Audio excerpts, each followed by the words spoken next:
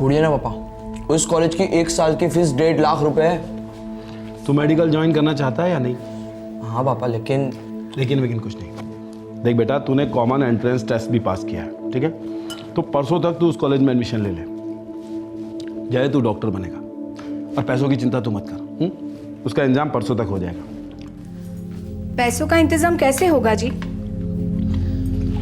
सुनीता, मलाड में एक housing society वाले कुछ काम करवाना चाहते हैं, तो आज जाकर उन्हें हाँ कर देता हूँ। लेकिन आप तो कह रहे थे कि आपके सारे वर्कर्स मारवे रोड वाली साइट पर बिजी हैं, तो फिर आप दूसरा कॉन्ट्रैक्ट कैसे ले सकते हैं? बेटा तू पढ़ाई पर ध्यान दे, और मैडम आप ये पराठे बनाइए। अरे पैसे मैं बनाता हूँ ना, इतनी छोटी सी बात पर इतनी गहरी डिस्कशन की जरूरत क्या है? नहीं पापा, मेरी बात सुनिए। मैं अभी बीएससी में एडमिशन ले लूंगा, फिर 1 साल के बाद सीईटी के लिए फिर से अपीयर करूंगा, और फिर कोई गवर्नमेंट कॉलेज में दाखिला ले लूंगा। देख बेटा, मैं तेरा 1 साल तो क्या 1 दिन भी खराब नहीं होने दूंगा। तो आज ही नरूल कॉलेज जाएगा, वहां से एडमिशन फॉर्म लेके आना। कल तक पैसे आ जाएंगे, परसों तू उसे जाके भर देना। और अब इस बात पर कोई डिस्कशन नहीं, ओके?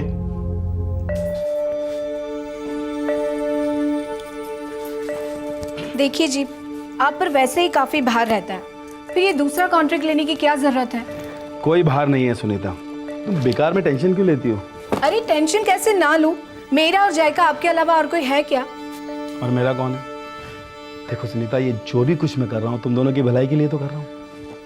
देखो, जब हमारा जय डॉक्टर बन जाएगा, बहुत अच्छा सा काम करेगा और खूब सारे पैसे कमाएगा, मैं ना सुनीता उसके बाद काम करना बंद कर दूंगा। उसके बाद हम दोनों सिर्फ रोमांस किया करेंगे।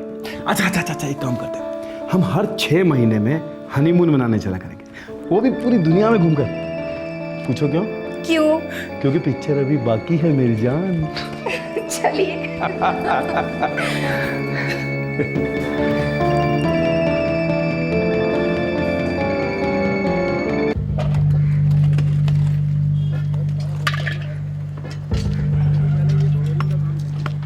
प्रताप, बिल्डर का बहुत प्रेशर है। वो चाहता है कि ये काम दिसंबर तक पूरा हो। सर दिसंबर तक इतने कम मजदूरों के साथ तो पॉसिबल नहीं सर। मैं जानता हूँ। तुम एक काम करो, 10-12 मजदूर और बढ़ा दो, और देखो पहले ये फ्लोरिंग का काम कंप्लीट करो। प्रताप, अभी तो बहुत काम बचा हुआ है। एक काम करो, तुम ना सबसे पहले ये फ्रंट साइड का काम कंप्लीट करो।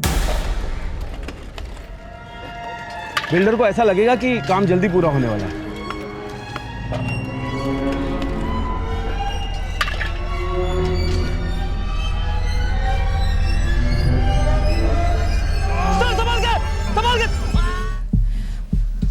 प्रताप, तुम्हारे साहब की हालत ऐसी हुई कैसे? भाभी जी, हम लोग 3rd फ्लोर पे इंस्पेक्शन कर रहे थे, अचानक सर का पैर फिसला और सर गिर गए। क्या? मैं थोड़ा दूर था, नहीं तो थाम लेता उनको। डॉक्टर साहब, मेरे पति कैसे हैं? देखिए मैडम, सीवियर ब्लीडिंग हुई थी और इंटरनल हेमरेज भी काफ़ी था। अब ठीक है ना? घर कब जा सकेंगे? सॉरी मैडम, हम आपके पति को नहीं बचा सके।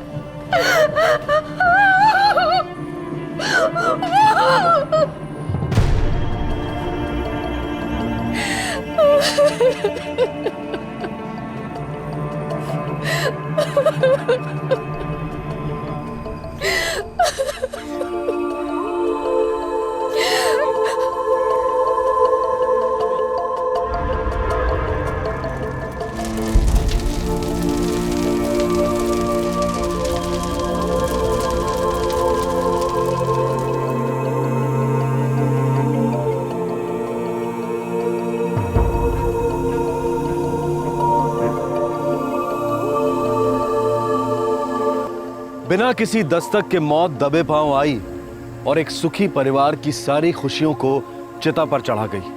हमारे देश के अधिकतर परिवारों में एक पति, एक पिता अकेले आर्थिक जिम्मेदारियां निभाता है। इस केस में दीपक ने अपने परिवार के भविष्य के बारे में सोच रखा था और पहले से ही 12 लाख रुपयों का जीवन बीमा करा लिया था ताकि पत्नी सुनीता और बेटे जय को कभी मोहताज ना होना पड़े। लेकिन फिर एक बार इस परिवार पर कहर टूट पड़ा। सितंबर 2011, मुंबई।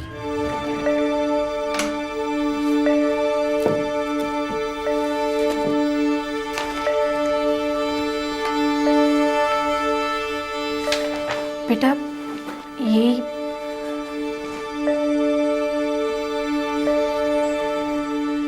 माँ मुझे मेडिकल नहीं करना है, मैं डिग्री कॉलेज ज्वाइन कर लूँगा। 3 साल के बाद जॉब मिलने तक इन पैसों से घर चलाएंगे। नहीं बेटा, तुम्हारे पापा का सपना था कि तुम्हारा सपना पूरा हो। इन पैसों के साथ वो सपना भी पीछे छोड़ गए। तुझे तुम दोनों का सपना पूरा करना ही होगा जय। तू मेडिकल कॉलेज जाएगा ही।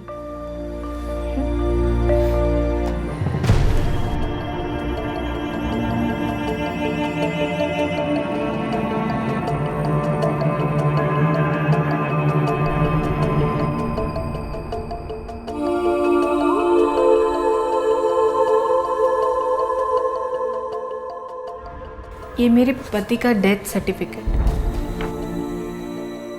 मिसेस मखीजा, आप तो जानती हैं कि थोड़ी फॉर्मेलिटीज पूरी करनी पड़ेगी। हाँ, पर ये पैसे मिलने में कितना टाइम लगेगा?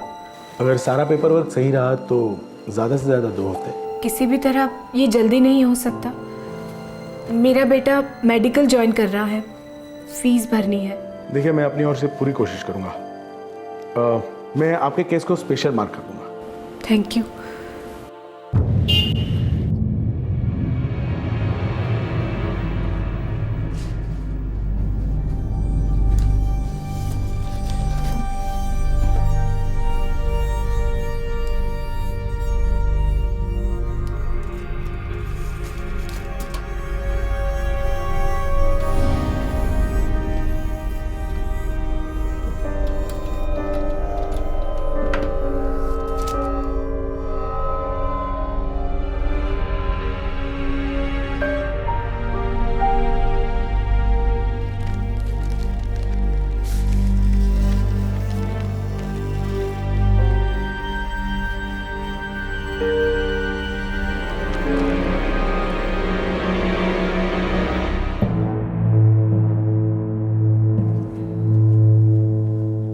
ये कैसे हो सकता है माँ?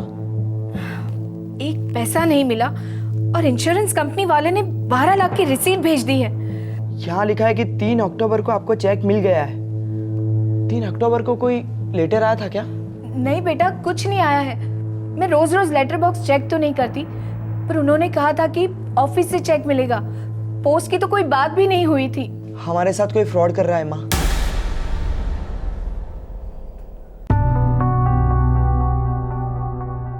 मैडम, अगर हमारे यहाँ से चेक इशू ना हुआ होता तो ये रिसिप्ट कैसे बनती? देखिए मिस्टर आपटे, मुझे कोई चेक नहीं मिला है। This is not possible madam. 1 minute. Gadhvi, अंदर आओ तुरंत।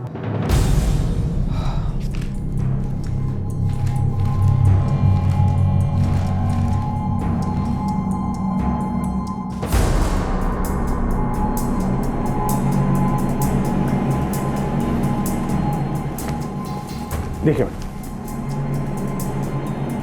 ये क्या आपका सिग्नेचर है? हाँ, ये मेरे ही सिग्नेचर है, पर 3 अक्टूबर को मैं यहाँ आई ही नहीं हूँ। Madam 1 minute. आपने 3 अक्टूबर को हमारे यहाँ से चेक कलेक्ट किया, 4 अक्टूबर को आपने National People's Bank Dahisar branch में डिपॉजिट किया और 5 अक्टूबर को ये हमारे यहाँ से क्लियर हो गया। ये सब बकवास है। मेरा नेशनल पीपल्स बैंक में कोई अकाउंट ही नहीं है, वो भी दहीसर ब्रांच में। देखिए, हम सेंटा क्रूज में रहते हैं, तो फिर हम अपना अकाउंट किसी दहीसर ब्रांच में क्यों खोलेंगे? मैडम, अगर आपने चेक डिपॉजिट नहीं किया तो ये बैंक में चेक एक्सेप्ट कैसे होता, और तो और ये क्लियर कैसे होता? देखिए सर, मैंने कहा ना आपसे कि मुझे कोई चेक नहीं मिला है, तो फिर उसे डिपॉजिट करवाने का तो सवाल ही पैदा नहीं होता। मेरे साथ चीटिंग हुई है। इन दैट केस मैडम, आपको पुलिस के पास जाना चाहिए। हम आपकी कोई मदद नहीं कर सकते। हाल ही में बेवक्त विधवा हुई एक मध्यम वर्गीय गृहिणी अपने पति के जीवन बीमा की रकम के सहारे नए सिरे से जिंदगी के पहाड़ को चढ़ने के लिए निकल पड़ी, और सामना हुआ एक ऐसे फ्रॉड से जो उसके सारे रास्ते बंद करने पर तुला था। मतलब आपने चेक कलेक्ट किया ही नहीं? जी नहीं। लेकिन रिसिप्ट रजिस्टर पे तो आप ही के सिग्नेचर है ना? हाँ, पर वो सिग्नेचर वहाँ कैसे आए मुझे नहीं पता। अच्छा, कौन सी बैंक में चेक डिपॉजिट हुआ था? National People's Bank Dahisar branch, पर इस बैंक की किसी भी ब्रांच में मेरा अकाउंट नहीं है। सर, नेशनल पीपल्स बैंक तो नेशनलाइज्ड बैंक है। तो फिर ये कैसे हो सकता है?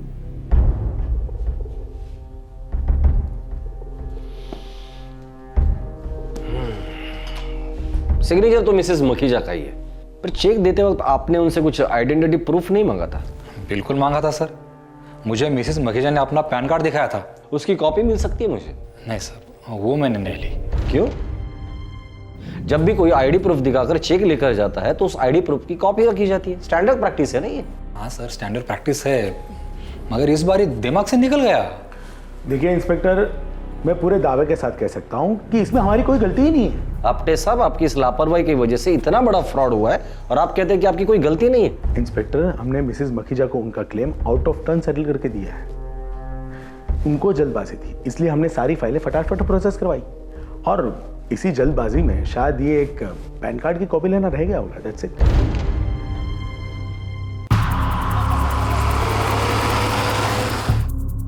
Bhosle, yes sir. ये सुनीता मखीजा का बैकग्राउंड चेक करना होगा। सर, औरत तो बड़ी सीधी लगती है, लेकिन उसका एक लड़का भी है। तुम उस लड़के के हर मूवमेंट पे नजर रखना। तब तक मैं नेशनल पीपल बैंक होकर आता हूँ।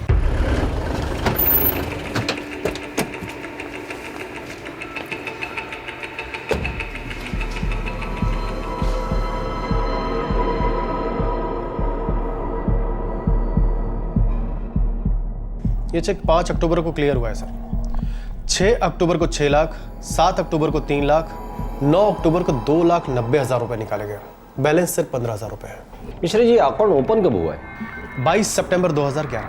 22 मतलब चेक डिपॉजिट करने के सिर्फ 11 दिन पहले। जी सर। मुझे अकाउंट ओपनिंग फॉर्म मिल सकता है? श्योर सर, ये लीजिए सर।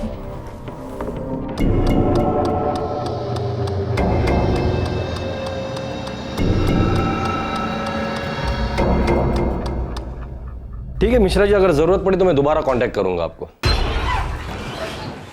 सर, सुनीता मखीजा का लड़का जय, उस पर शक करने का कोई कारण नहीं है सर। वो बिल्कुल क्लीन है और अपनी माँ की अच्छी तरह से देखभाल कर रहा है। भोसले, ये सरासर फ्रॉड का केस है। सुनीता मखीजा का अकाउंट चेक डिपॉजिट होने के 11 दिन पहले खोला गया था और फॉर्म पे किसी और ही औरत का फोटो है। हाँ सर, ये अकाउंट तो फ्रॉड के इरादे से ही खोला गया है। और जबरदस्त प्लानिंग के साथ। भोसले, हमें इस औरत को ढूंढना होगा। हाँ सर, हमें इस फॉर्म पे दिए गए एड्रेस पे छापा मारना चाहिए। 14/143 करीमनगर, चारकोप, कांदिवली वेस्ट। माँ, इतनी बड़ी इंश्योरेंस कंपनी से आप कैसे लड़ेगी? तुम्हारे पापा का सपना पूरा करने के लिए मैं पूरी दुनिया से लड़ूंगी। माँ, वो लोग आपकी सुनेंगे भी नहीं। मैं अपनी बात कहूंगी, उन्हें सुनना होगा तो सुनेंगे। ये हमारे हक के पैसे हैं जो हमें मिलने ही चाहिए।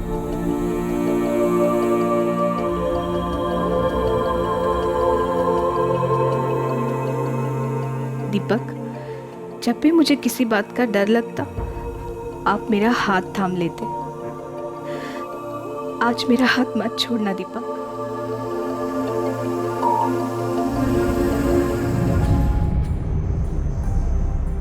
देखिए मिसेस मखीजा, मैं आपकी तकलीफ समझ सकता हूँ, पर आपके साथ जो फ्रॉड हुआ है उसके लिए आप हमारी कंपनी को जिम्मेदार नहीं ठहरा सकती। हम पिछले 100 सालों से बिजनेस कर रहे हैं। आपकी कंपनी मेरे हस्बैंड जैसे लोगों की वजह से ही चलती आ रही है। मेरे पति ने बड़ी ही मेहनत से आपके प्रीमियम भरे हैं ताकि बुरे वक्त में मुझे और मेरे बेटे को कोई तकलीफ ना हो। हमें हमारे हक के पैसे मिलने ही चाहिए, जो हम दे चुके हैं। आपने बहुत बड़ी गलती की है। मेरे ही पैसे किसी और को दे दिए। इस गलती का भुगतान आप ही को करना होगा। नॉर्मली हम कोई भी चेक्स क्लाइंट को हैंडओवर नहीं करते, पर आपको इमरजेंसी थी, इसलिए मैंने स्पेशली हैंड डिलीवरी सैंक्शन करवाई। अगर हमने हमारा रेगुलर फॉर्मेट इस्तेमाल किया होता तो आज ये दिन ना आता। पर मुझे तो मेरे पैसे मिले ही नहीं हैं और मुझे मेरे पैसे अभी चाहिए। आपकी गलतियों का भुगतान मैं करने के लिए तैयार नहीं हूँ। सॉरी मैडम, मैं दोबारा चेक इश्यू नहीं कर सकता। तो आपके कहने का मतलब है मैं चुपचाप बैठी रहूँ? इन पैसों को भूल जाओ। इस वक्त तो मैं सिर्फ इतना कह सकता हूँ कि हम दोनों को पुलिस इन्वेस्टिगेशन का इंतज़ार करना चाहिए। ये फ्रॉड सिर्फ आपके साथ नहीं हुआ, हमारी इंश्योरेंस कंपनी के साथ भी हुआ।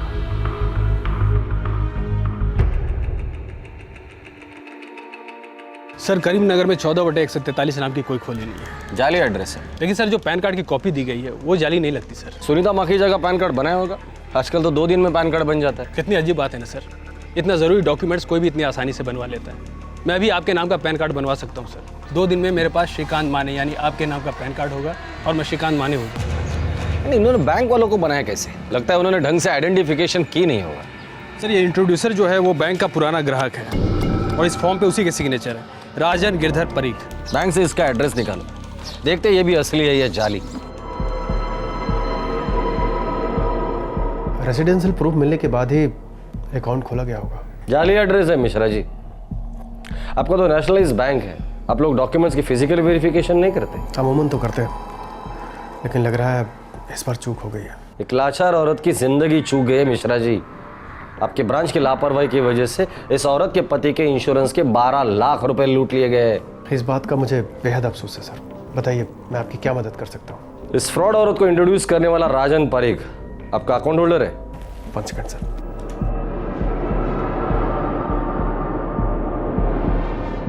जी सर, राजन परीख हमारा कस्टमर है। मुझे उसका एड्रेस चाहिए।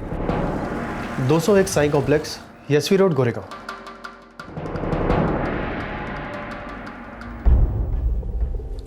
ये सिग्नेचर आपके ही मिस्टर परीख? जी सर। अब फटाफट बता दो, तुम्हें तुम्हारे बालकनी में उल्टा टांगू या मेरे लॉकअप में? सर सर सर ऐसा है कि ऐसा नहीं है, ऐसा वैसा है। 3 हफ्ते पहले इस औरत को बैंक में इंट्रोड्यूस किया था। आप बोलिए ना, मुझे याद नहीं आ रहा है। बोलो बोलो। नहीं सर, मुझे अच्छी तरह याद है, लेकिन ये वो औरत नहीं है जिसके पेपर पे मैंने साइन किए थे।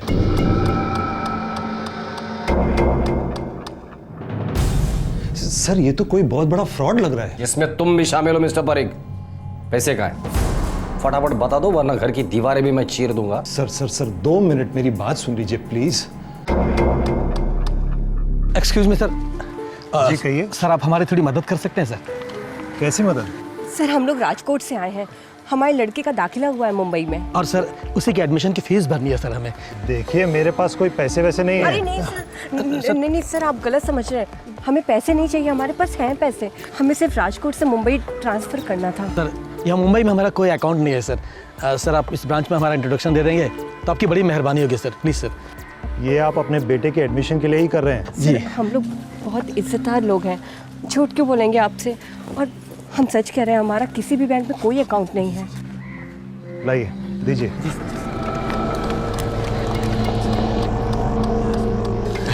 Thank you very much sir. Thank you so much sir, भगवान आपका भला करेंगे। मिस्टर परीख आपकी स्टोरी तो बड़ी इमोशनल है, हमने लाखों बार सुनी है ये। Bhosle yes sir. घसीट कर लेके चल पुलिस स्टेशन। अरे सर सर सर सर ऐसा मत कीजिए प्लीज, बाल बच्चे वाला आदमी हूँ सर। सर मैं तो सिर्फ उनकी मदद कर रहा था, मुझे बिल्कुल मालूम नहीं उन्होंने क्या किया सर। सर बहुत बड़ी गलती हो गई sir, please please I am sorry sir. सालों के तजुर्बे से पुलिस ऑफिसर्स जान गए थे कि राजन पारेख झूठ नहीं बोल रहा था। राजन ने एक बहुत बड़ी भूल की थी, उसने अपने बैंक में अजनबियों को इंट्रोडक्शन दिया था। राजन की इस गलती में हम सब के लिए एक बहुत बड़ी सीख है, कभी भी किसी भी अजनबी को बैंक या किसी भी तरह के अकाउंट के लिए इंट्रोडक्शन ना दें, और यदि दें तो उसके बारे में पूरी जानकारी हासिल कर लें। किसी अज्ञात व्यक्ति के लिए गारंटी देना अपने ही पैरों पर कुल्हाड़ी मार लेने के बराबर है। सुनीता मखीजा के इस केस में अजनबी धोखेबाजों ने शातिर चाल चली थी और मोहरे बने थे मासूम निर्दोष नागरिक।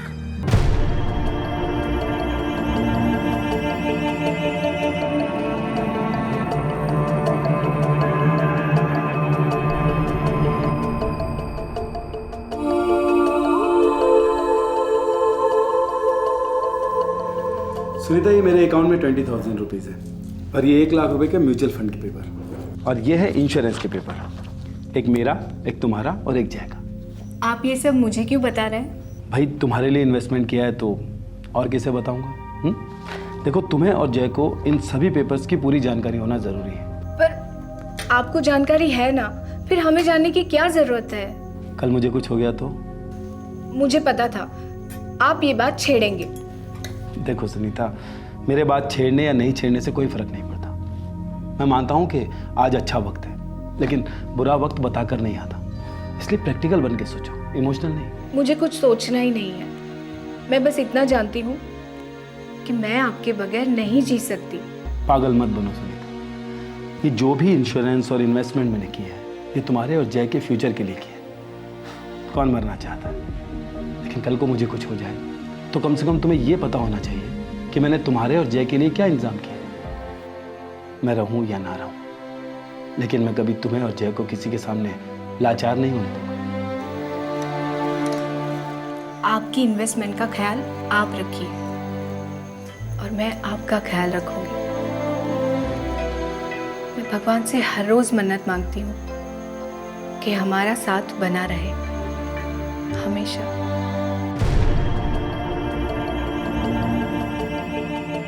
मुझसे रहा नहीं जाता दीपक, वापस आ जाओ, तुम्हारी बहुत याद आती है।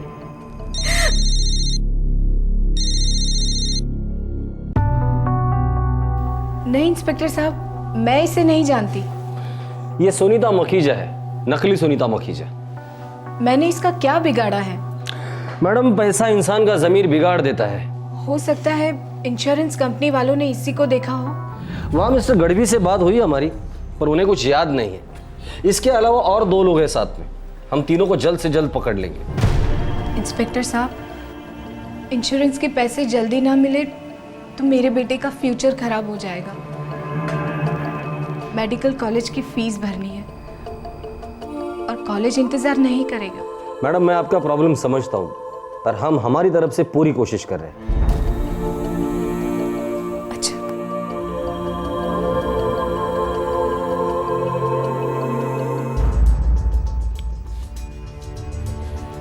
मीरा रोड से चर्चगेट और सीएसटी से थाने तक जितने भी हमारे खबरी है सबको एक्टिवेट कर देना। कह देना बाकी का सब काम छोड़ के इस औरत को ढूंढ कर निकालो।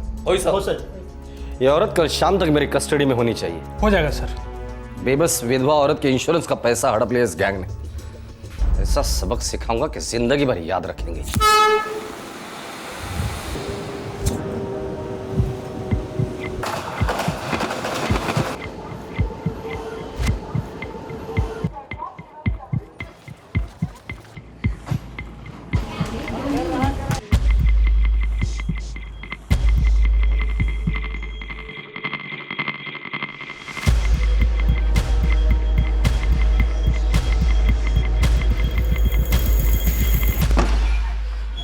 सर, नकली सुनीता माखीजा ट्रेस हो गई है। ग्रेट।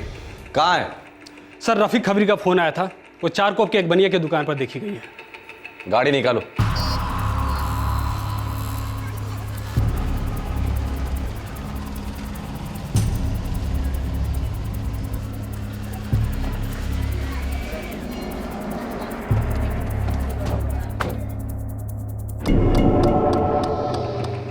हाँ साहब, मैं पहचानता हूँ इसे। हर दूसरे दिन माल लेने ज़रूर आती है यहाँ। आज आई थी? नहीं, आज तो आई नहीं अभी तक, लेकिन लगता है 1-1.5 घंटे में आ जाएगी। ठीक है, हम लोग आसपास है, उसे या किसी और को पता नहीं चलना चाहिए। नहीं, पता नहीं चलेगा साहब। लेकिन एक बात कहूँ आपसे, मुझे लगता है कि ये नाके वाली शॉपिंग मॉल में काम करती है। ठीक है, तुम ही शांत रहे, हम लोग पकड़ लेंगे उसे। हो साहब।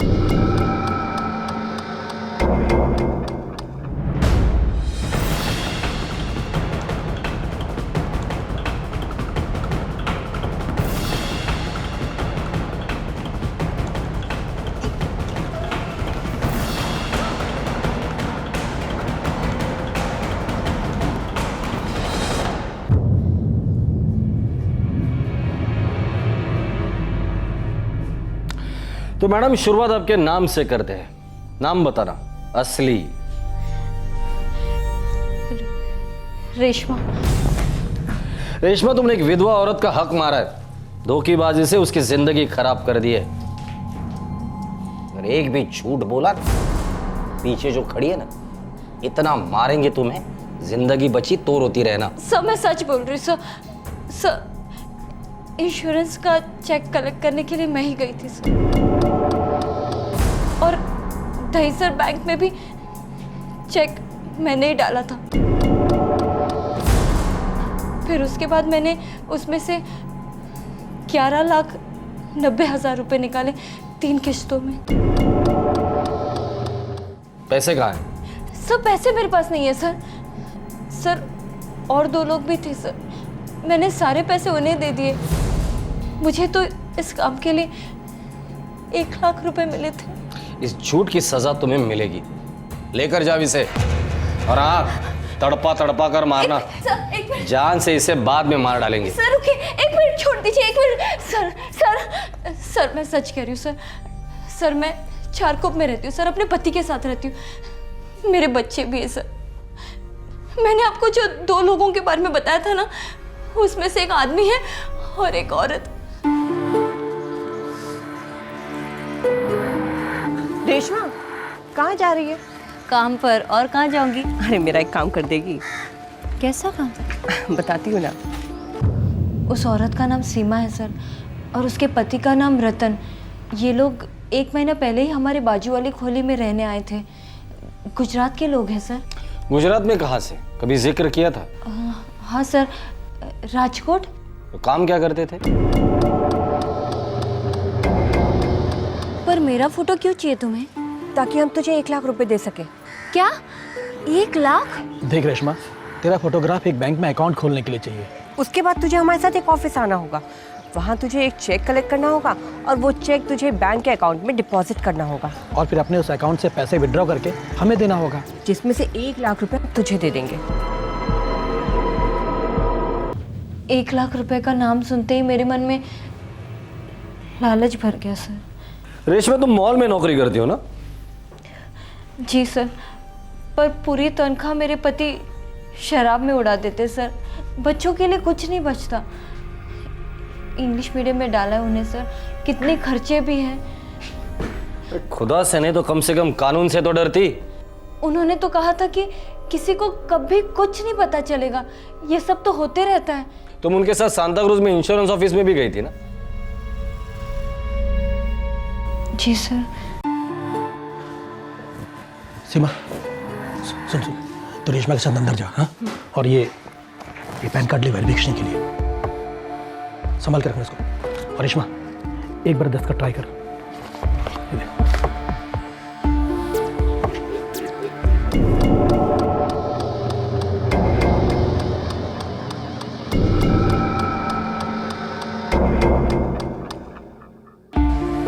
वाह, तू तो कलाकार है।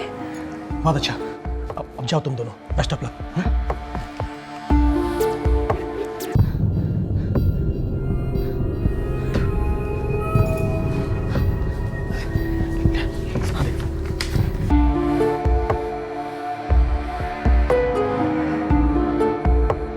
मुझे मेरा हिस्सा कब मिलेगा? देख, जब हमारा हमें मिल जाएगा ना, तेरे को मिल जाएगा। पर काम तो हो गया ना। ये गोली निकल तो गई है, पर अभी तक निशाने पड़ने लगी है। जैसे ही ये चेक क्लियर हो जाएगा ना, कैश हो जाएगा, हम सबकी ऐश हो जाएगी। बस सर, इसके आगे मुझे कुछ नहीं मालूम। मुझे नहीं पता कि ये सुनीता माखीजा है कौन। मुझे ये भी नहीं पता कि ये चेक किस लिए दिया गया था। रेशमा, कुछ दिन पहले इस औरत के पति की मौत हुई थी। उसके जीवन बीमा के पैसे है ये, और इन पैसों से ये औरत अपने लड़के को पढ़ाना चाहती है।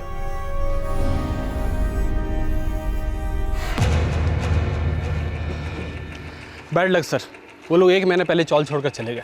वो तो उन्हें जाना ही था, किसी और जगह पर गए होंगे और एक फ्रॉड करने। बड़े माहिर खिलाड़ी मालूम पड़ते हैं। मेरी समझ में एक बात नहीं आ रहा सर, उनके हाथों में ये मिसेज मखीजा का सिग्नेचर आया कहाँ से? रतन और सीमा? मैं किसी रतन और सीमा को नहीं जानती इंस्पेक्टर साहब। देखिए मैडम, उनके पास आपके सिग्नेचर्स थे जो उन्होंने उस नकली सुनीता मखीजा को सिखाए थे। मैडम, आपके या आपके पति की किसी से कोई दुश्मनी थी? नहीं सर, मुझे ऐसा कोई याद नहीं आ रहा जो हमारे साथ ऐसा कर सके। कहीं ना कहीं से तो उन्हें आपके सिग्नेचर्स मिले थे, इसीलिए तो इतना बड़ा फ्रॉड वो आराम से कर गए। एक नहीं, दो बड़े बड़े इंस्टीट्यूशंस को उन्होंने चकमा दिया है। एक इंश्योरेंस कंपनी, दूसरी नेशनलाइज बैंक। सर, मुझे लगता है कि इन दोनों को अंदर से कोई सपोर्ट मिल रहा है।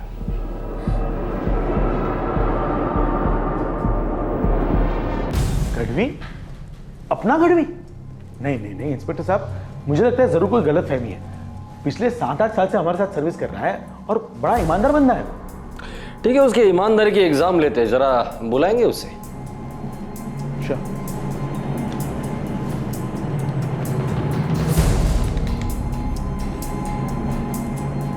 Yes sir. गढ़वी साहब, जो औरत आपसे चेक लेकर गई थी उसका चेहरा आपको याद नहीं था। शायद इसे देखकर कुछ याद आ जाए। नहीं, पर यह औरत तो जेल में बेसब्री से आपका इंतजार कर रही है। इसने हमें स्टेटमेंट दिया है कि इस फ्रॉड में आप भी शामिल हो। सर, इसमें मेरा कोई हाथ नहीं है। अच्छा, उसले हथकड़ी पहनाकर घसीट के लेकर जाना पूरे ऑफिस के सामने। चल। नहीं प्लीज ऐसा मत कीजिए, ऐसा मत कीजिए प्लीज।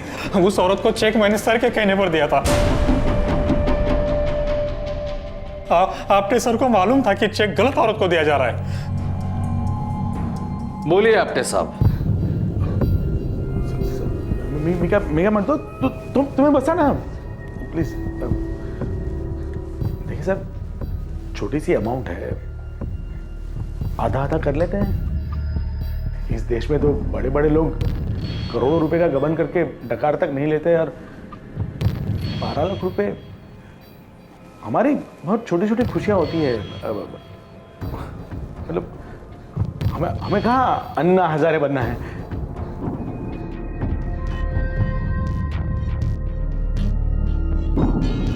ये पूरी प्लानिंग मेरी ही थी। जाहिर सी बात है, काफी प्रैक्टिस है तुम्हें ऐसे फ्रॉड की।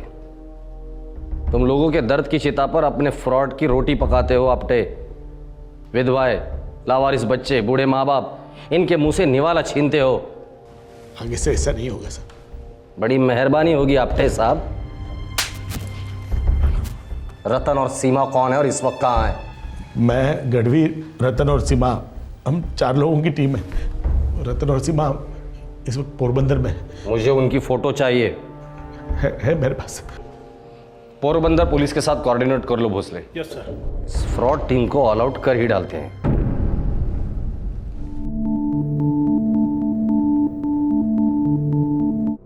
माने साहब, पिछले 4 दिनों से हम लोग इस चीटर जोड़ी की तलाश में थे।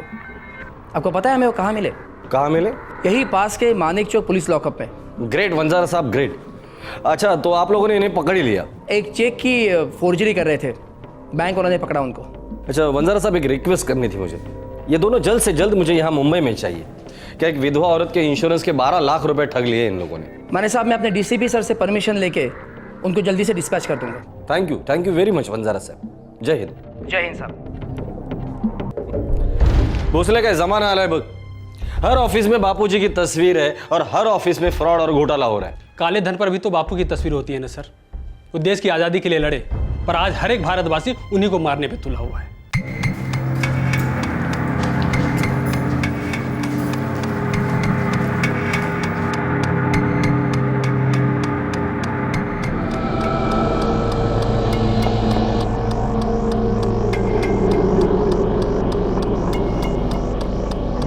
मैडम, जिन लोगों ने आपके साथ फ्रॉड किया था उन सभी लोगों को हम लोगों ने हिरासत में ले लिया है। पैसे बरामद हुए? सॉरी, पैसे तो बरामद नहीं हुए क्योंकि उन्होंने सारे पैसे खर्च कर दिए थे। तो अब देखिए, इस फ्रॉड में इंश्योरेंस कंपनी के कुछ ऑफिसर्स भी इन्वॉल्व थे। मैंने कंपनी के जीएम साहब से बात की है, उन्हें सारा केस भी समझा दिया है। उन्होंने प्रॉमिस किया कि वो जल्द से जल्द आपको आपके नुकसान भरपाई दे देंगे। मिसेस सुनीता मखीजा, सबसे पहले तो आप हमारी कंपनी की तरफ से माफी कबूल कीजिए। जो हो गया सो हो गया सर। आप बस हमारे हक के पैसे हमें दिलवा दीजिए। मेरे बेटे का साल बर्बाद नहीं होना चाहिए।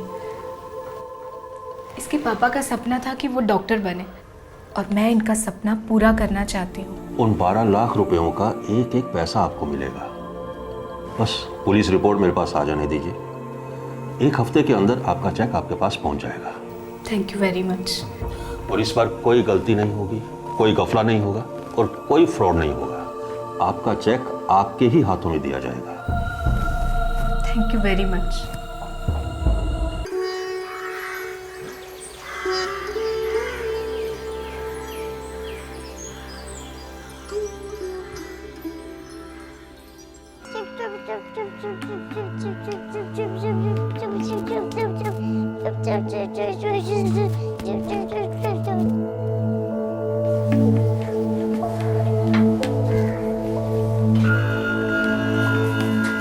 पानी। देखो जी, लड़ाई ना करना। मुझे तो आपको ये बात बतानी ही नहीं थी। तू जो बोली सच है ना? बच्चों की कसम खाऊं, एकदम सच्ची बात है। देख, धर्म सिंह सगा भाई साहब हमारा, अगर थारी बात झूठी निकली, माँ भवानी की कसम थारा सर खड़े की तरफ फोड़ दूंगा।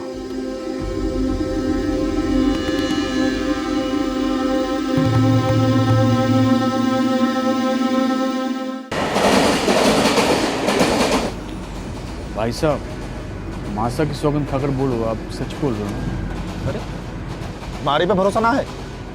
अरे खून हूं थारा। भरोसा है तभी तो थारे से मिलने आया हूँ। तुम्हारी बात सुन, लोनावाला का जो बूसी बांध है ना, उस बांध के पास एक खंडहर है। उसी खंडहर में वो दफन है।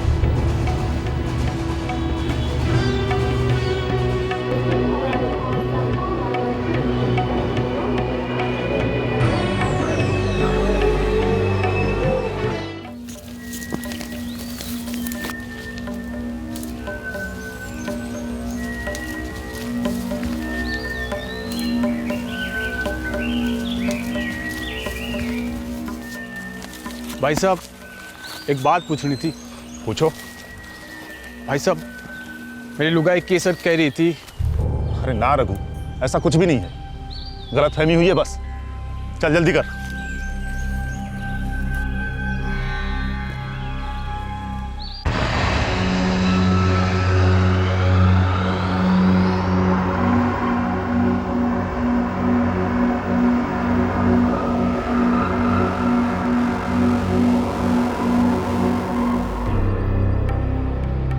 इसी के अंदर है छोटे।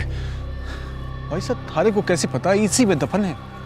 खोदना शुरू करते हैं, मिल जाएगा। चल जल्दी आ।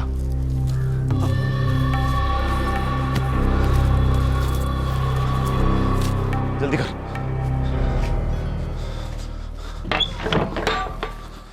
डूंगरपुर राजस्थान के रहने वाले 2 सगे भाई धर्मवीर सिंह और रघुवीर सिंह मुंबई के पास हिल स्टेशन लोनावला आए थे।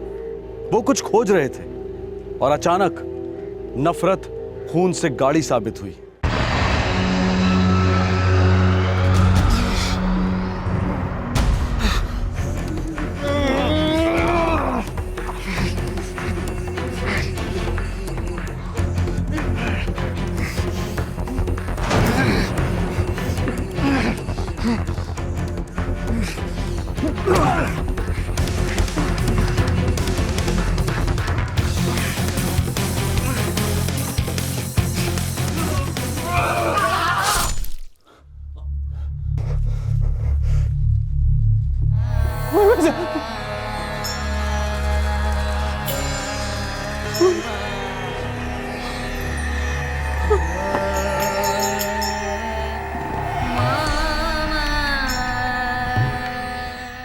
वो ऐसा कौन सा राज दफन था इन खंडरों में जिसके लिए छोटे भाई रघुवीर सिंह ने अपने बड़े भाई धर्मवीर सिंह का कत्ल कर दिया?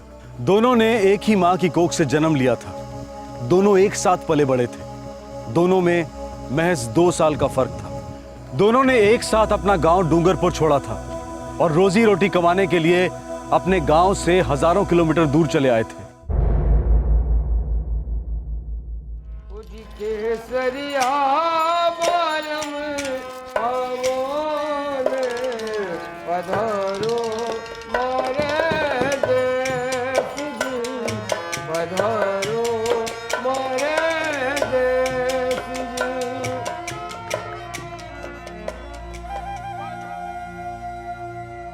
अरे वाह धर्म, रघु, लगता है अब मारे को भी तुम दोनों से ही घड़ा बनाना सीखना पड़ेगा। अरे नहीं मासा, आप तो उस्तादों के भी उस्ताद हो और हम तो सिर्फ आपका हाथ बटा रहे हैं। मासा, अब हम सिर्फ गड़े बनाएंगे और आप बेचना। बहुत सारे गड़े बनाएंगे और उससे बहुत सारे पैसे भी कमाएंगे। जेवर खरीदेंगे अपने मासा के लिए हमारी कमाई से। माँ भवानी ने हमारे को 2-2 हीरे दिए हैं। ओ बनसा बागम दूल्हा गाया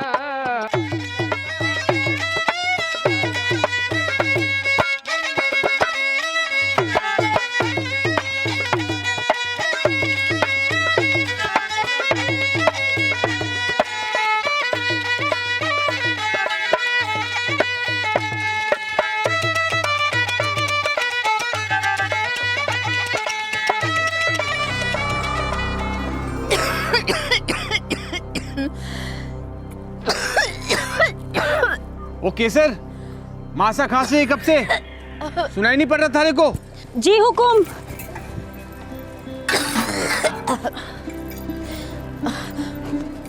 मासा, मासा उठिए, पानी पीजिए। लेट जाइए मासा।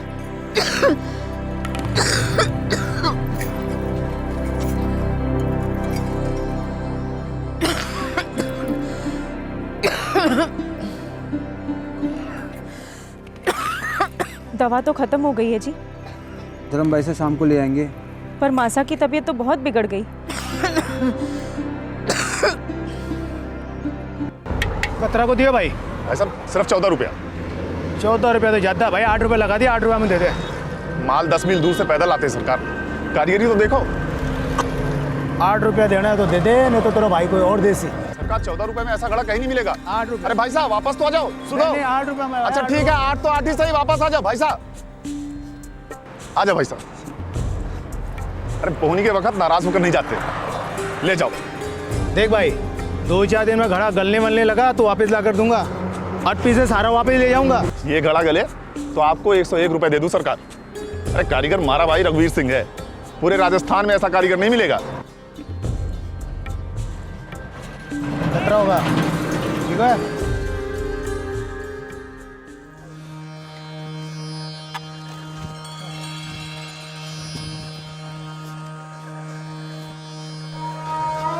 ओके सर, जल्दी से मासा को खिला दो। बहुत देर से खांसी है मासा, तबीयत बिगड़ती जा रही है भाई साहब। लगता है अस्पताल लेके जाना पड़ेगा मासा को। अस्पताल जाए हमारे दुश्मन, मैं तो माँ भवानी के चरणों में बैठने जा रही हूँ। ऐसी बात मत नहीं करो मासा। हम दोनों आपको कुछ नहीं होने देंगे मासा। तुम दोनों हमेशा प्यार से रहना, सुख दुख में एक दूसरे का साथ देना। बेटा अपनी मासा के गले लगो।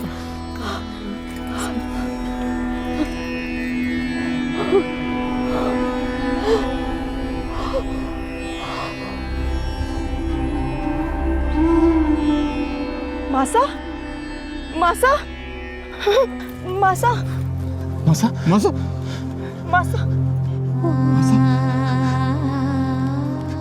मासा कहीं छोड़कर ना रुको। मासा हमें छोड़ के नहीं जा सकती। मासा, मासा,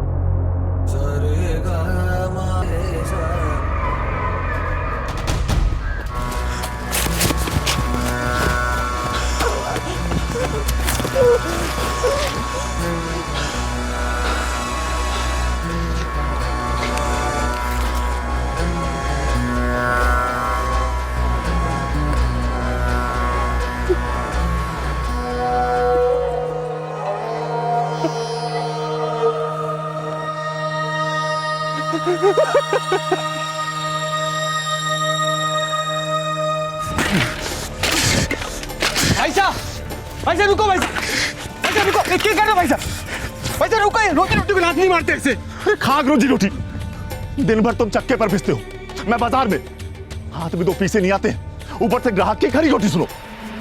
भाई साहब शांत हो जाओ भाई साहब, अब पानी पियो। केसर पानी आना। हाँ इधर आओ, बैठो भाई साहब, आओ बैठो, अब बैठो तो बैठो। भाई साहब शांति से सोचो, इससे गुजारा तो होता है, रोटी तो नसीब होती है। जिंदगी में और भी चीज होती है छोटे, जिसके लिए पैसे लगते हैं और जो हम ये घड़े बनाकर कभी नहीं पाएंगे।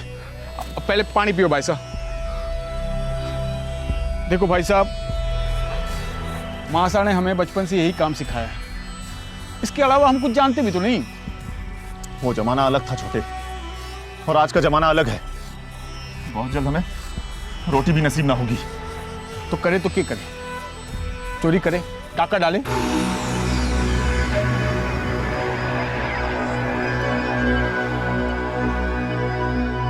मैंने सोच लिया रघु, हम ये मनहूस गांव ही छोड़ देंगे, शहर जाएंगे, मेहनत करेंगे, पैसे कमाएंगे। अब क्या बोल रहे हो, बावले तो नहीं हो गए आप? रघु हम मुंबई जा रहे हैं।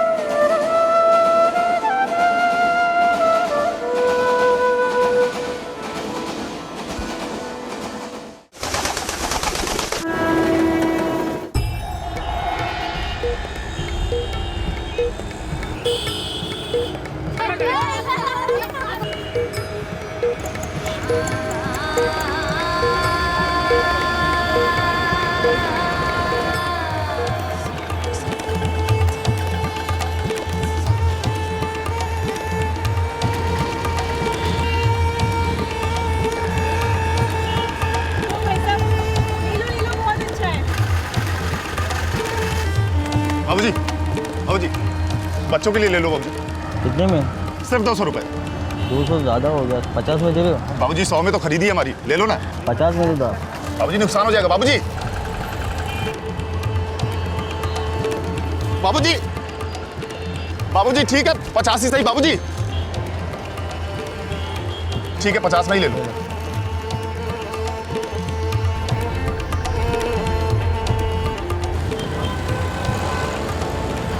बच्चे के काम आएगी ले।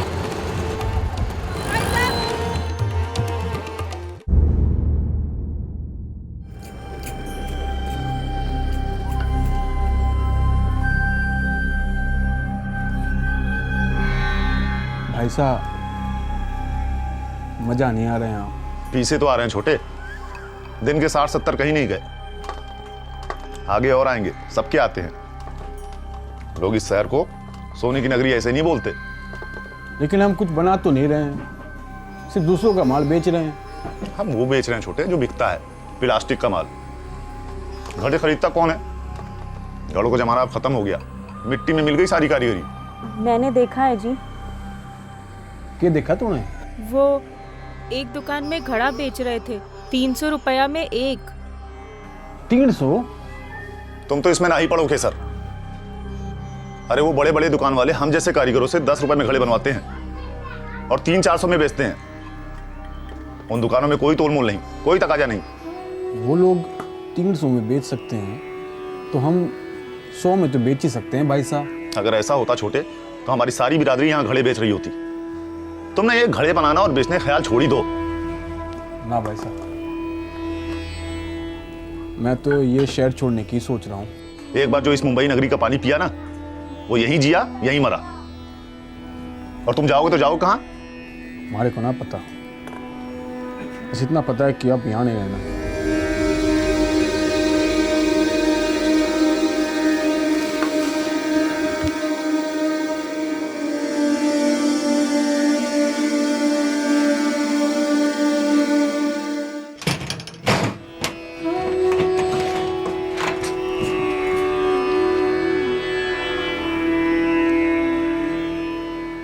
मासा को दिया हुआ वादा तोड़ रहा है छोटे। अपने भाई साहब को अकेला छोड़ के जा रहा है। मासा इस शहर में एक दिन भी ना रहती भाई साहब। ये भीड़, ये लालच कभी नहीं। मैं तो कहूँ आप भी चलो हमारे साथ भाई साहब, खड़े बनाएंगे, इज्जत से रहेंगे।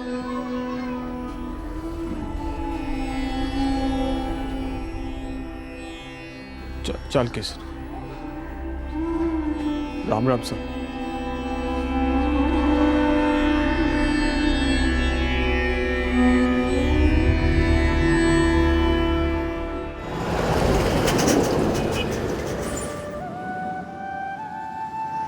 ये कौन सा गांव है जी?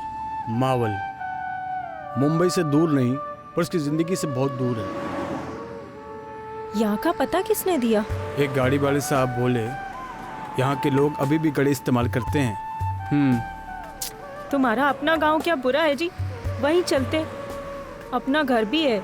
मासा और भाई साहब के बगैर कैसा गाँव कैसा? यादें रुलाएंगी, यहाँ नई शुरुआत होगी, नई जिंदगी होगी।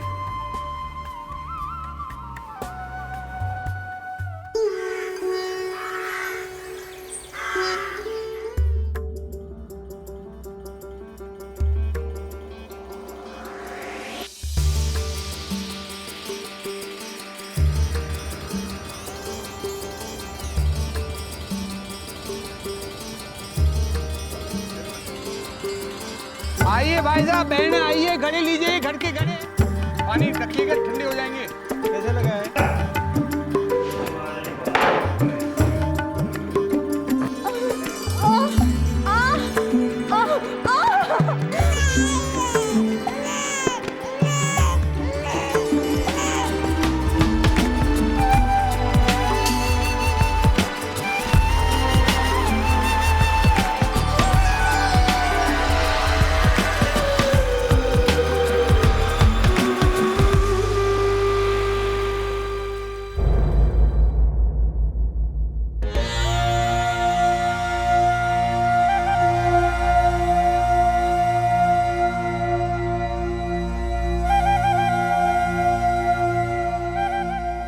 धर्म भाई साहब,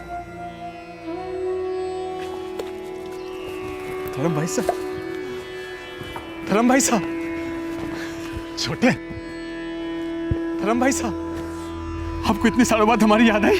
तुम भी तुम्हारे को भूल ही गए थे छोटे। सोचा आकर दोनों को याद दिला दूं। अब दो नहीं है, चार हो गए भाई साहब, आप ताऊ बन गए हो। क्या बोल रहा है? अरे वाह छोटे। आओ भाई साहब, चल।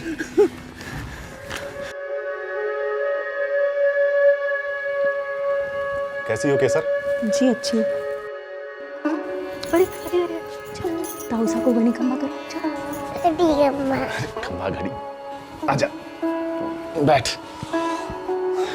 पहले पता होता तो ऐसे खाली हाथ नहीं आता।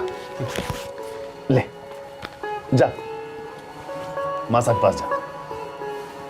बहुत बार सोचा मुंबई आकर थारे से मिलो भाई साहब।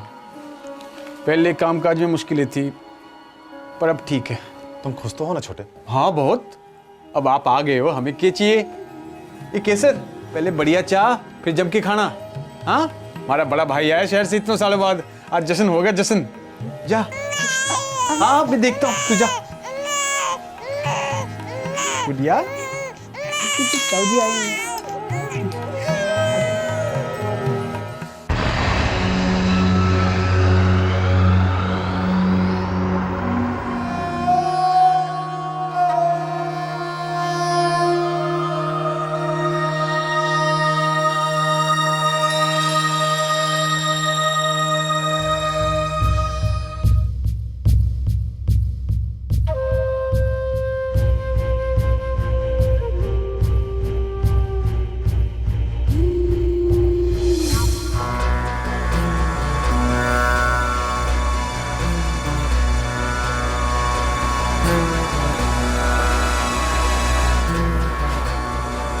साहब आ जाओ।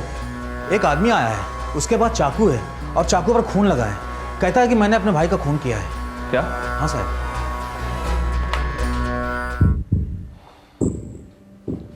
तुमने अपने भाई का खून किया? हाँ। लाश कहाँ है? वो जंगल में खंडर है वहाँ।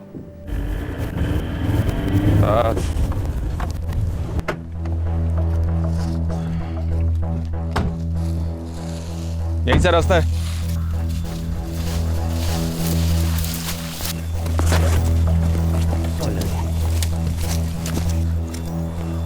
वाह साहब, चलो जल्दी।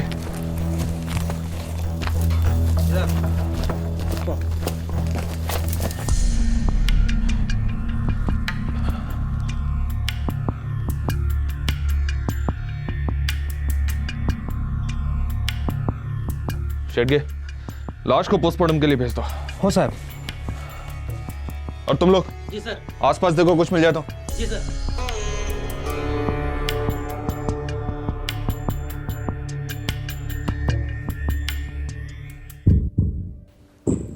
बड़ा भाई था तुम्हारा?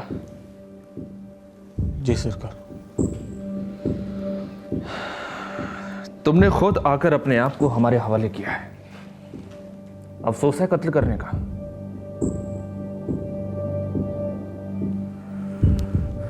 क्यों मार दिया अपने भाई को? भाई साहब, आप यहीं क्यों नहीं रह जाते हमारे साथ? अरे यहाँ रखा क्या है छोटे, मुंबई की लाल मास के बाद ये गांव तो फीकी दाल है, और आजकल वहाँ धंधा बहुत जोर पकड़ा है। रोटी लो। शादी कर ली क्या भाई साहब ने? करना तो चाहता हूँ रघु, लेकिन अभी नहीं, थोड़े पीसे और जोड़ लूँ तब। ठीक है, जब भाभी से आ जाएंगी ना तब आ जाइयो, आप साथ मिलकर रहेंगे। अरे ना रघु, मैं तो कहूँ तुम लोग भी वापस मुंबई चलो, लेकिन तुम तो आओगे नहीं।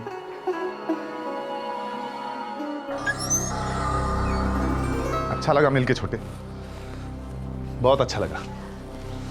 चलता हूँ। भाई साहब यही रुक जाते बढ़िया होता। जेठ जी, मान लीजिए इनकी बात, रुक जाइए या फिर आते रहिए।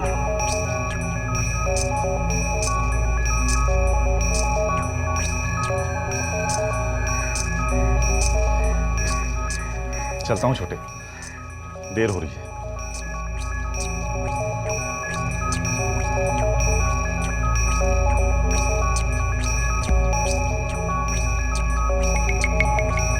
जेठ जी, मान लीजिए इनकी बात, रुक जाइए या फिर आते रहिए।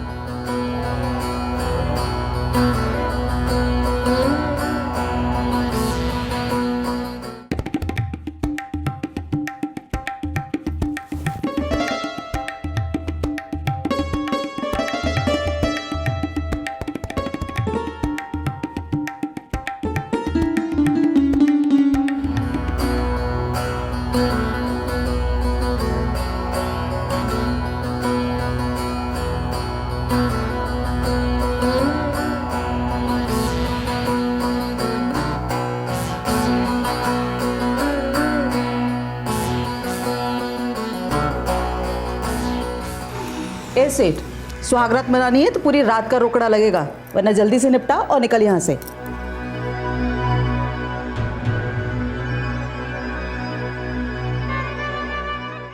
देखिए भाई जी, आपके लिए सबसे शानदार घड़ा दिखाता हूँ, बढ़िया सा घड़ा है। क्या भाव दिया भैया? ये जी छोड़िए जी, 25 का है, 20 लगा देता हूँ आपके लिए। आप 18 में दीजिए। जी 18 में। देखिए मजबूत है, पानी रखोगे ठंडा हो जाएगा।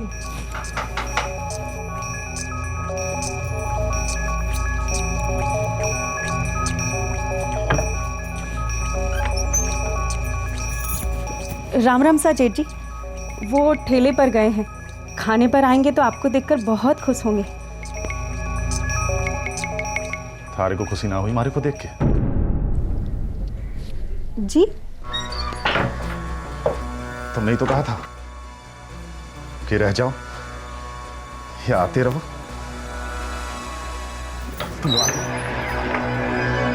अरे भाई साहब, आप कब आए?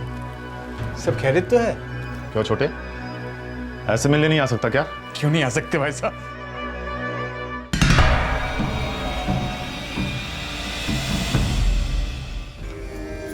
ये अपने धर्म भाई साहब दिन में आते हैं, शाम को चले जाते हैं, रात को रुकने कहो तो मना करते हैं, पता नहीं क्यों। अब तो उन्हें मनवाना ही पड़ेगा, यहीं रुक जाओ, मुंबई से भूल जाओ। साथ रहेंगे तो दिल को ठंडक मिलेगी। हाँ, और इस घर को आग लगेगी।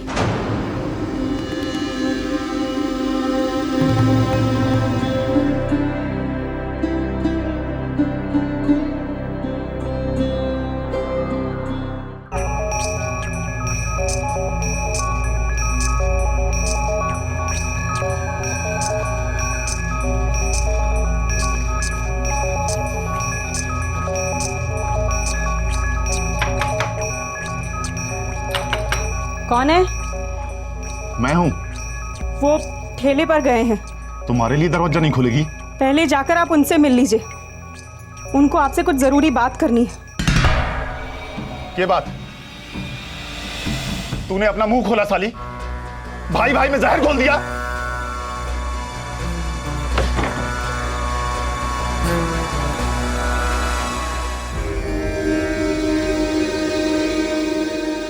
भाई साहब यहाँ आए और बिना मिले चले गए दरवाजे से। तू सच बोले ना किस? मैं झूठ क्यों बोलूंगी?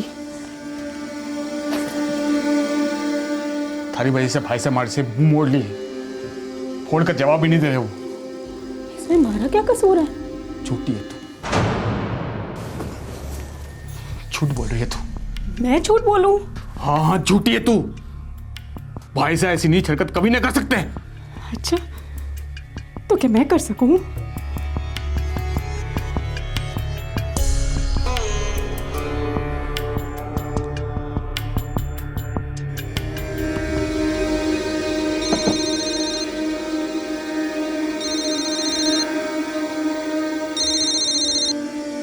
हेलो भाई साहब, राम राम साहब। क्या हाल है रघु? मैं बढ़िया हूँ भाई साहब। आप घर आए और बिना मिले चले गए।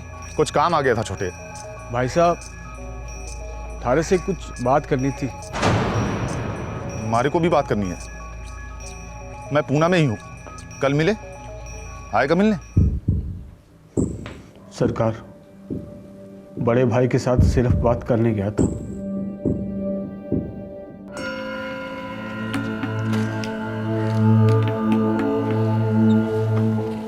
भाई साहब, आपने बुलाया? छोटे, चाय पिएगा? हमारी बात सुन, बैठ। देख, मैं मुंबई में एक सेठ की नौकरी कर रहा हूं। मैंने सेठ की और उनके एक दोस्त के बीच की बात सुनी। ये सेठ जो है ना, एक नंबर का चोर है, बहुत पैसा बनाया है। लेकिन भाई साहब, इन सब बातों से अपना क्या लेन देन? छोटे सेठ ने पैसा छिपा कर रखा है, लोनावाला के पास एक खंडहर में दफना दिया है। निकाल लेते हैं और वापस अपने गांव डूंगरपुर चलते हैं। जिंदगी भर मजे करेंगे, घी खाएंगे। छोटे, अब मैं भी इस मुंबई नगरी से ऊब चुका हूं। यहां पैसा तो है पर जिंदगी नहीं। चल वापस चलते हैं। अगर मासा जिंदा होती तो कहती कि अभी आ जा। तो रुक, मैं चाय वाले को पैसा देके आता हूं।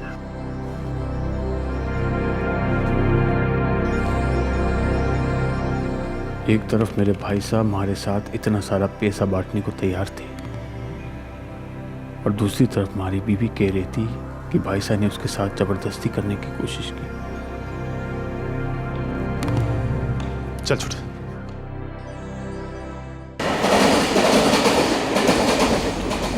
भाई साहब, मासा की सौगंध खाकर बोलो, आप सच बोल रहे हो ना? अरे मारे पे भरोसा ना है? अरे खून हूं थारा। तुम्हारे भाई ने तुम्हारी बीवी की इज्जत पे हाथ डाला था, तुम्हें उसका बदला लेना था। ऊपर से पैसों की लालच ने तुम्हें पूरी तरह से अंधा कर दिया। तुम लोनावला अपने भाई का मर्डर करने के इरादे से गए थे ना? हाँ सरकार, हमारा ऐसा कोई इरादा ना था। यही जगह है छोटे। लेकिन भाई साहब, खोदेंगे कैसे?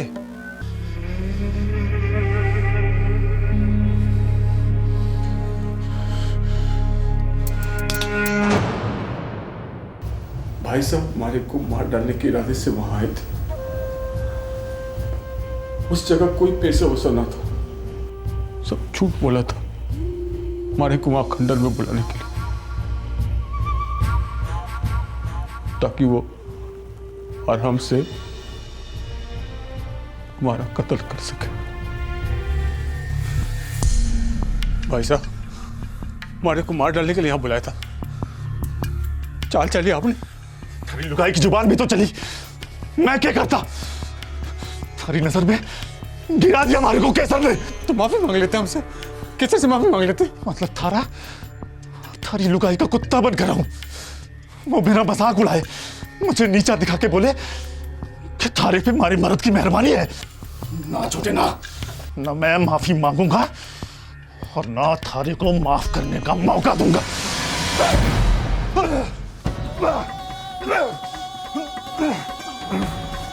वैसे मैं आपका छोटा भाई हूँ वैसे, मेरे छोटे छोटे बच्चे वैसे, उनको लवारिस मत करो वैसे। ये क्या कर रहे हो आप? पागल हो रही हो?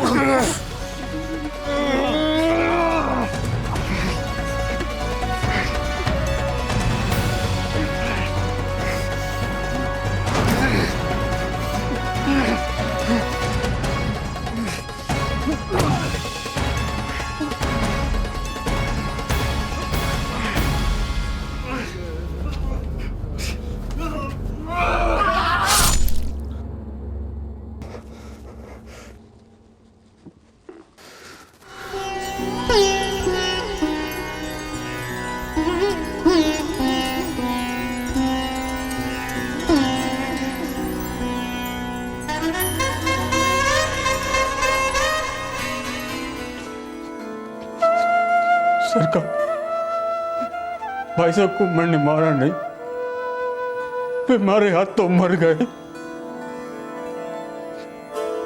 खून का रिश्ता था जी हमारा।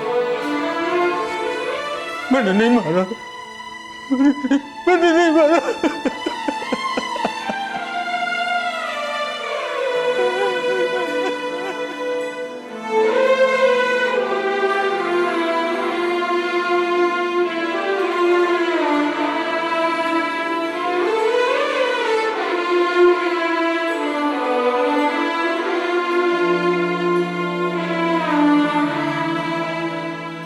तुम दोनों हमेशा प्यार से रहना,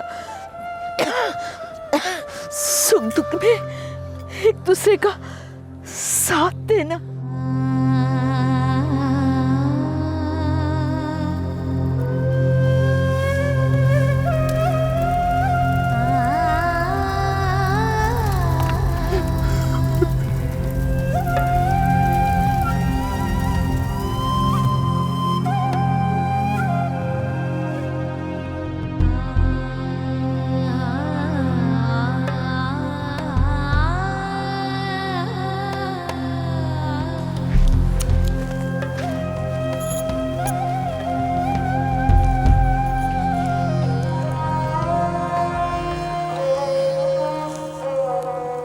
हमारे को चुप ही रहना चाहिए था।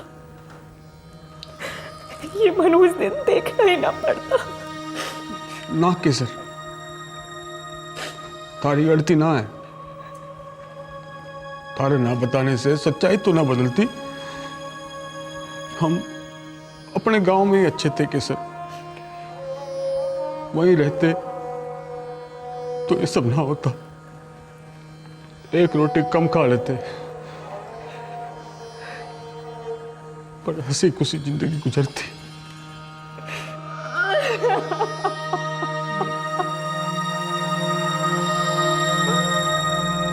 एक ही मां की कोख से जन्मे दो सगे भाई एक साथ पले बढ़े, एक साथ अपना गांव छोड़कर शहर आए 4 पैसे कमाने। 4 पैसों की नगरी ने दोनों भाइयों के बीच ऐसी दरार डाली जिसकी लकीर खून से खींची गई। बड़े भाई धर्मवीर सिंह ने छोटे भाई रघुवीर सिंह का कत्ल करना चाहा और बदले में अपनी जान गंवा बैठा। छोटे भाई रघुवीर सिंह ने खुद पुलिस के पास जाकर सरेंडर किया। रघुवीर के हाथों हुए जुर्म को सेल्फ डिफेंस में गिना गया। अदालत ने सजा सुनाने में नरमी दिखाई। उम्र कैद की जगह रघुवीर को 7 साल की सजा हुई है। आज का यह केस एक बहुत ही दुखद दास्तां है प्रवासी मजदूरों की, जिनके लिए अपॉर्चुनिटीज घटती जा रही हैं। पारंपरिक व्यवसाय दिन ब दिन दम तोड़ रहे हैं। शहरों की पत्थर दिल सड़कों पर कारीगरों और कलाकारों की गरिमा कुचली जा रही है। ऐसे दम घोट देने वाले माहौल में फ्रस्ट्रेशन को दस्तक देने में देर नहीं लगती। निराशा और लालच में चूर इंसान नशे में डूबने लगता है और नशा विकृति को आग देता है। एक ऐसी आग जो सारी मर्यादा, सारे संस्कार, सारे रिश्तों को फूंक देती है और बच जाती है सिर्फ तबाही की राख। सोचने वाली बात है कि ये शहरीकरण, ये मॉडर्नाइजेशन किस काम का, जो इंसान को हैवान बना दे और जिंदगी को जहन्नुम। आपसे फिर मुलाकात होगी। सतर्क रहें, सुरक्षित रहें। जय हिंद।